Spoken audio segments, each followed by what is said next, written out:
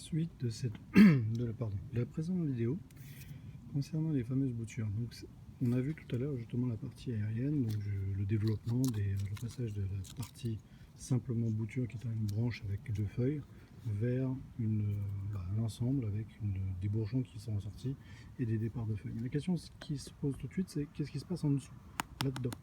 Comment se passe le développement en fait racinaire?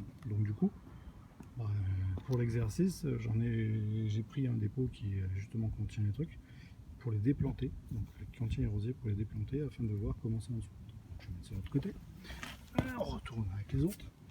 Et ici, donc, j'ai simplement pris le bac. Alors, précaution à prendre, tremper. Ça, il faut vraiment l'humidifier à mort pour que la terre se détache assez facilement des tiges et des racines, pour justement faciliter l'extraction et ne pas abîmer les racines qui sont toutes fraîches. Donc je vais mettre ça de côté parce que j'ai déjà sorti. Qu'est-ce que donne justement le résultat? On le voit sur cette branche. Donc tout à l'heure on avait vu justement des feuilles avec des nouvelles pousses et des bourgeons. Et si on regarde bien en dessous, on voit des départs. Donc cette petite tige blanche, en fait ce sont bien des racines qui apparaissent. Bon, c'est pas très visible dans celle-là, je suis d'accord. Dans certaines, là, c'est encore plus étrange, c'est que là, on n'en voit pas du tout.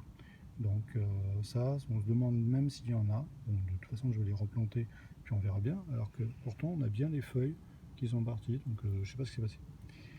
Quoi qu'il en soit, sur un bac complet, donc là, je l'ai complètement humidifié, mouillé, etc. pour reverser les plants et voir en fait comment c'est fait en dessous. Et là, on a l'exemple parfait. Donc notre bourgeon, donc notre tige qu'on a fait en bouture, sur la partie basse, a bien créé ses propres racines. Et donc on voit le développement racinaire qui quelque part partait d'ici, donc allait jusqu'au fond. Donc le développement racinaire s'est fait correctement. Et au printemps, en fait, les bourgeons, nouveaux bourgeons et nouvelles feuilles apparaissent pour l'année suivante. Donc ça, c'est prêt à planter. Donc moi, je vais les transplanter dans ce bac de plantation, de manière à ce que ce soit un peu joli, en attendant de le planter en pleine terre dans quelques temps. Voilà, donc la question était clairement par rapport aux racines. Donc on a encore un exemple ici. Donc là, on a une tige assez forte, avec un développement, avec une partie aérienne présente. Et en fait, tout en bas, on a bien les racines qui se sont développées. Alors au passage, les racines se sont bien développées autour de la section. D'où le fait de faire une section en biais, c'est que justement ça permet à ce que la racine parte du bout de cette section pour ensuite plonger en terre et se développer. Donc on a vu la grosse, on a vu celle-là. Celle-ci, pareil que la première, on ne voit pas de racines. C'est assez surprenant. Pourtant, on a bien les bourgeons qui se développent.